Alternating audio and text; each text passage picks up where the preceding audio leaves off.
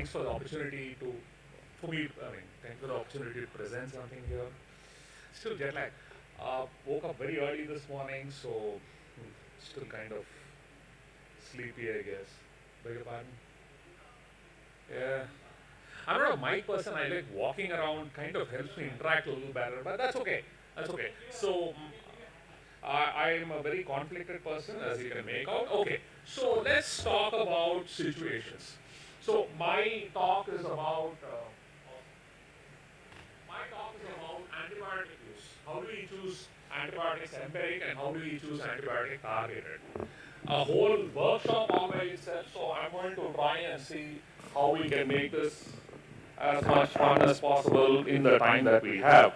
So let's take this situation. It's a 57-year-old gentleman, foot ulcer, a week now, bad diabetic, has had a bypass, vascular path, so that much is clear. 1 centimeter ulcer, ball of the great toe, no slough, mild erythema, there's no fluctuation, no discharge, the base seems clean. So what do? We tell them, okay, control your sugars. We tell all our patients that, may not always happen, but we still tell them that. We talk to our diabetics friends and say, guys, give them good stuff, insulin maybe, and you do some dressings, you tell him not to walk on that foot. You really don't want all parts of the earth to go into his foot. But what would you do? First, let's start with this. How many of you want to take a culture here? Because that question came up. We don't do cultures. I think the problem is, it's both. In pulmonary embolism, we say it is the most overdiagnosed and underdiagnosed condition. Right? In the patients who have pulmonary embolism, we don't look for it. And the patients who don't have pulmonary embolism, we end up looking for it. So in these kind of problems, there are lots of cultures sent and also not enough cultures sent.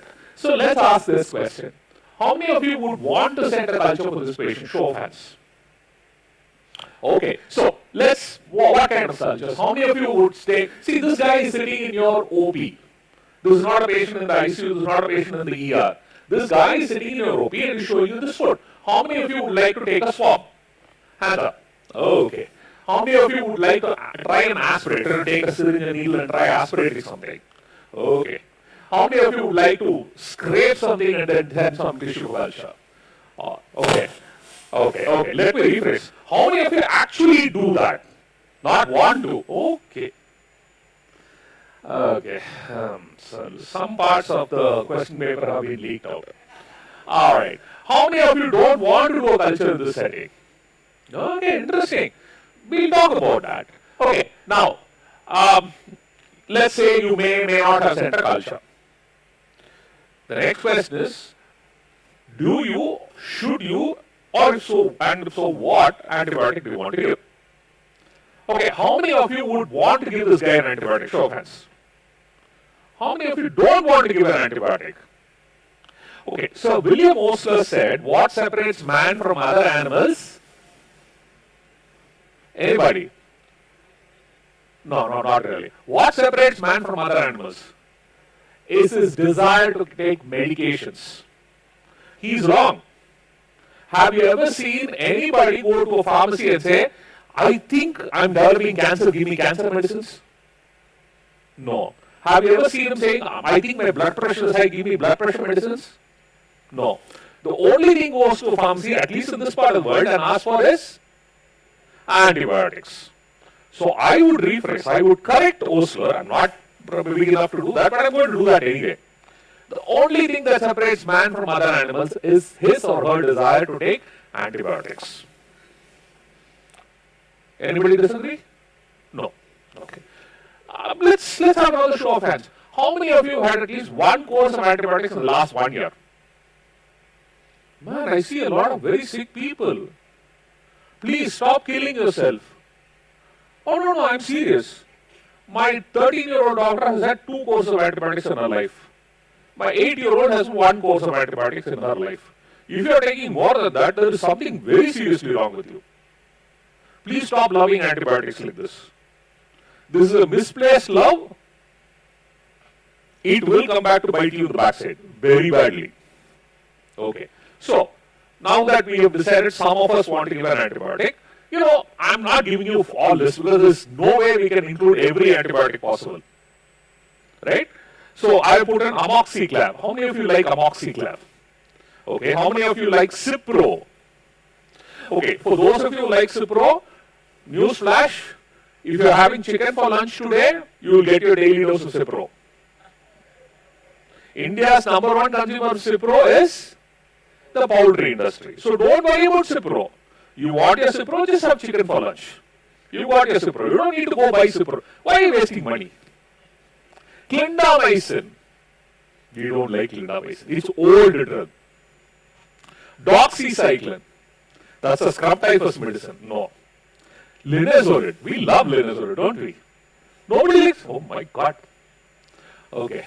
You know what the best part is? Okay. Could you tell me what the side effects of linezolid are? If you're using a drug, you should know the side effect. What side effect of linezolid? Anemia, bone marrow suppression. That's free. What else? What else? I will grant you bone marrow suppression. You're correct. What else? Huh? And does what? It reacts with amino inhibitors. Yes, it does. And does what? Serotonin syndrome. How does it manifest? Loose motion. Okay, fine. Okay, nobody dies of loose motion, but fine. What else? Serotonin syndrome is a life-threatening situation. Why is it life-threatening? Do you know how to identify serotonin syndrome? My colleague who's a cardiologist, her father had a serotonin syndrome and they did not know it was serotonin syndrome. He nearly died. She was explaining to me, I was like, this is serotonin syndrome. What else? Do you know the other side effects of linezolid? Optic neuropathy, peripheral neuropathy. There are lots of side effects.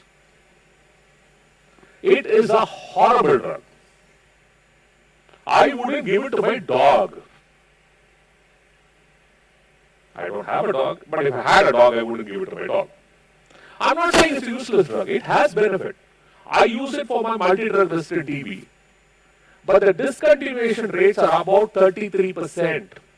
1 in 3 will not be able to tolerate it beyond 2 weeks. It's a terrible drug. But you know what? We prescribe it. Because we are ignorant of how terrible it is. How many of you would like to try cotrimoxazole? Keep in mind, I'm going to ask you side effects of the drug. Anybody know side effects of cotrimox? Side effects of cotrimoxazole. Stevens-Johnson syndrome, excellent. But you know what? Our skin is much better. It's very rare in us. Caucasians, blacks, high risk. In us, very low risk. We do very well with sulfur. What else? This is one of the questions I keep asking my fellows. Whenever I have new fellows, I tell them, tell me about 20 side effects with cotrimoxazole. 20, not less than that. The list is huge, including things like pancreatitis. Cipro, side effects. Anybody know the side effects of Cipro? Cipro, Levo and all that stuff. We love using those things. Side effects. Tendon ruptures. Lovely. Let's send that person to the beginning of the front of the room. Yes, tendon ruptures. My own prof in the US, he was playing golf, went down like a sack of potatoes. He had a respiratory tract infection and he was in levofloxacin, Levaquin. He ruptured his tendon Achilles. See, the problem is, the tendon Achilles rupture will go maybe to the plastic surgeon over. And there's something they never do. Most of us never do. It's called history taking. Revolutionary procedure. I recommend everybody to do that. Guys, our secret Brahmastra is we talk to the patient and ask them all kinds of questions. We ask them how many puppies their dog had. You never know when it goes in again. Remember a patient who came to the cervical adenopathy. It was reported as necrotizing inflammation. Talked to the patient and he said, yeah, I've got a new kitten. We sent off a PCR and comes out as Bartonella. They were this close to giving me an ADT. So the point is, the more you ask, the more you get. Anyway, come back to this. So, anybody know antibiotic?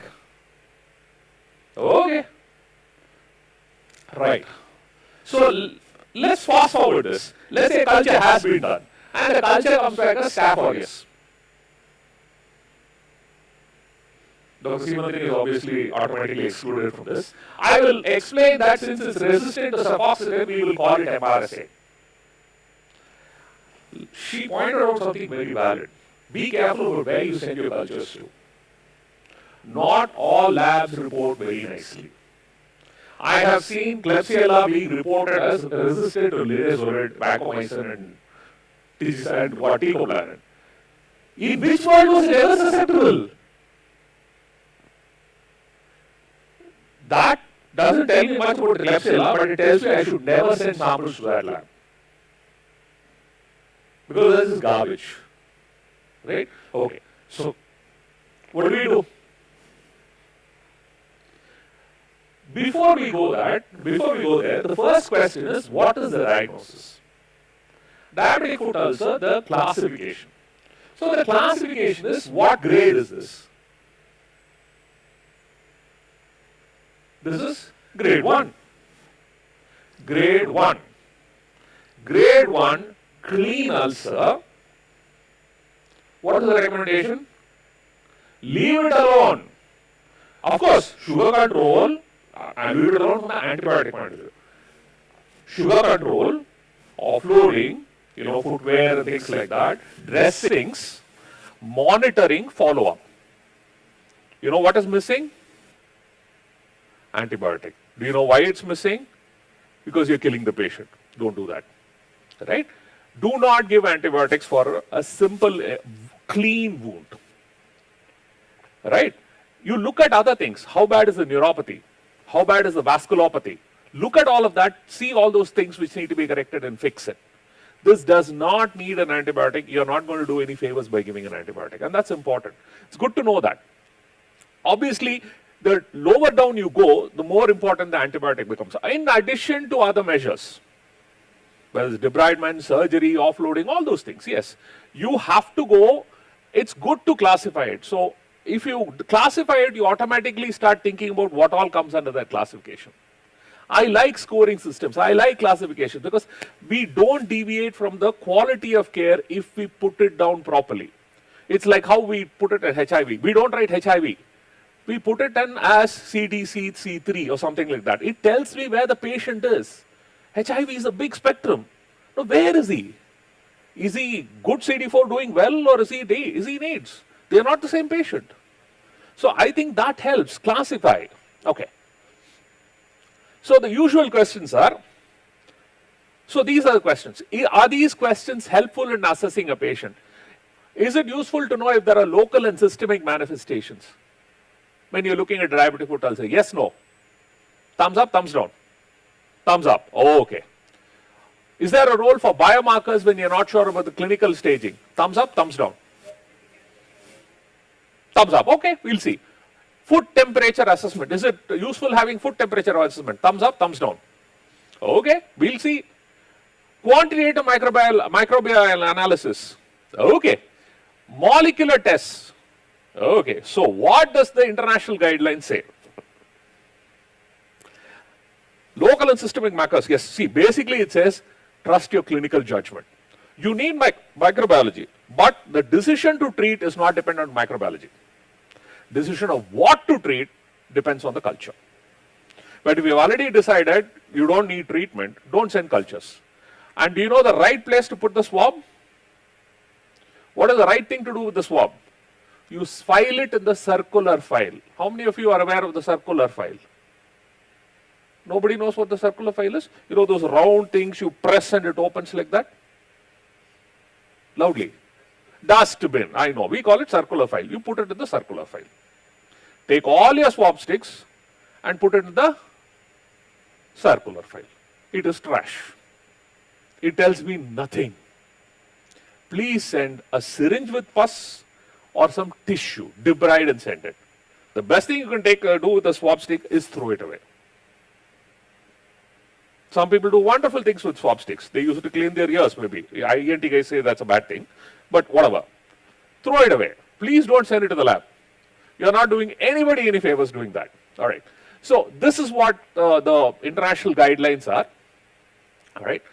But then, our problem is we see patients who are at the other end of the spectrum. Very often we get these nightmare cases. These are patients who have been very badly mismanaged and they end up in the ER in shock. And then you're called in for a nightmare scenario saying, do something. Right? So let's look at that kind of situation. It's a 62-year-old gentleman. I'm going fast. Fever and chills. He's hypotensive. He's going into septic shock. Basically, this is a diabetic foot ulcer which has gone way beyond. He is in the higher stages of the classification. Poorly controlled sugar, foot diabetes and non-healing ulcer. You can see the bone. Probably he's got osteomyelitis. Probe to bone. You don't even need to probe to bone. You can see the bone. Right? And there is a lot of bogginess. There's a lot of discharge. He's had multiple antibiotics in the past. The surgeon is saying, you guys are saying, look, I need to take him to theater. I need to do something about the foot. I don't know if I can save the foot. But you please start the good stuff. Right? Okay. Now the first question is, I did not ask you if a culture is necessary. A culture is necessary. But the worst thing you can do is send a swab. When you go inside, if you're going to drill the bone, please send some bone bits. Awesome. If there's pus, take it in a syringe and send the syringe with the pus. Please don't take the syringe, put a drop on the swab and send the swab. That will be, I just want to sit down and cry when people do that. Right. Okay. Now, what antibiotic would you like to give? I have a few options here. Vancomycin with meropenem. Nobody? Okay. Teicoplanin with piperacillin tazobactam and metronidazole. Oh, okay. Linezolid with Magnix, cefoperazone sulbactam. Tigecycline. Okay. How many of you want to give antibiotics? Show of hands. Anybody who doesn't want to give antibiotics? Okay. So all of you like your patients. We all like our patients. Oh, okay. Now, what antibiotic would you like to give? May not be here, so what would you give? Linezolid with? Total counts are, let's say 15,000. It doesn't matter. He's in septic shock. Linezolid with clindamycin. You don't want a gram-negative cover. Please see, this is where it is important to know your microbiology. The problem is you are trying to make a guess on the fly. I'll tell you why this is important. I talk to my ICU guys all day long. My ICU guys are actually very smart. They know my questions. When I talk to ICU teams and I ask them, you have a patient who's had multiple antibiotics in a hospital and he develops an infection. What antibiotic do you give? Knee-jerk answer often is meropenem. Awesome. And then you ask the next question. What is the usual pathogen you see? Klebsiella. What is the usual resistance profile you see? Carbapenem resistant. Wait. There's some cognitive problem here. You said it's carbapenem resistant and you're going to give a carbapenem? Do you see the problem there? Yes. This is a kind of patient who's had multiple antibiotics. Correct? Think of your own practice. How often have you had a really nice, susceptible organism in this setting? It is often an extensively drug-resistant pathogen. Correct? Often carbapenem resistant. Now, how many of you want to give meropenem for this? You see the problem here? See, do not write the antibiotic first. Ask yourself this question. What is the pathogen I usually see here? If I am saying carbapenem resistant Klebsiella, I have to cover for carbapenem resistant Klebsiella, which means it cannot be meropenem. It certainly cannot be piptazo. It certainly cannot be Magnix. Tigecycline is not a bad answer. One second. Lecture right. It so happens that whenever I'm giving a talk, somebody or the other wants to talk to me. All right. Tigecycline is in vitro correct, but the problem is in a patient in septic shock, you have higher mortality. We do not recommend tigecycline in that setting. So the answer here is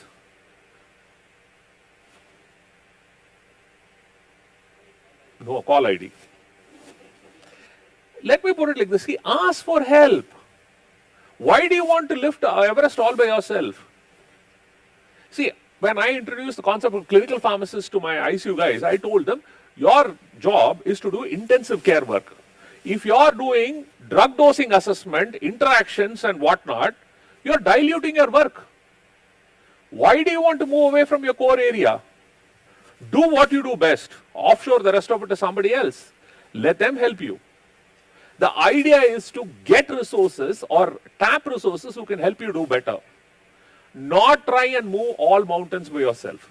Now, this is an example of how we underestimate carbapenem resistance and we end up giving inadequate therapy. And please keep in mind that if you start inadequate therapy, you are already behind the 8 ball and you're going to have more complications, longer hospital stay, more stormy course, and it's a mess. So I think it's important. See, the problem is you can't take Western guidelines and follow it directly, because the Western guidelines will say vancomycin with parapenem is awesome. Why? Because their CRE rates are low.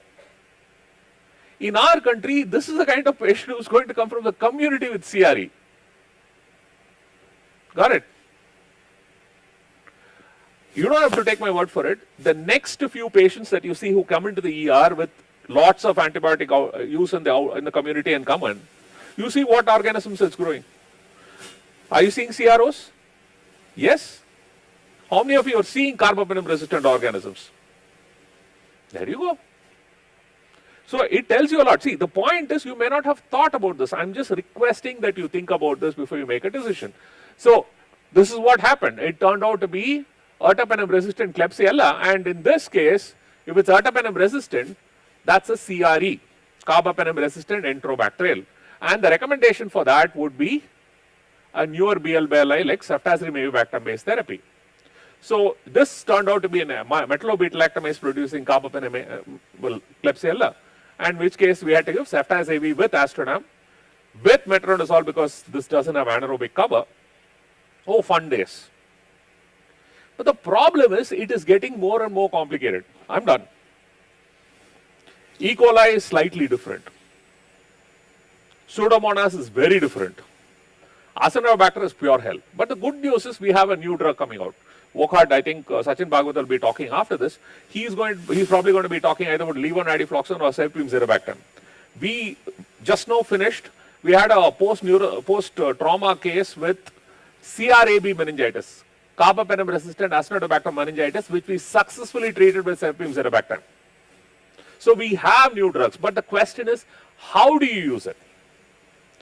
But most importantly, if you want to do one good thing for today, please stop using pharopenem. You will be doing the whole world a great amount of good by stopping using pharopenem. Right? So I will stop here. We are no longer using polymyxins unless we have to. Polymyxins are no longer considered great drugs. And you have to know your target and treat accordingly. Yeah, I'm done.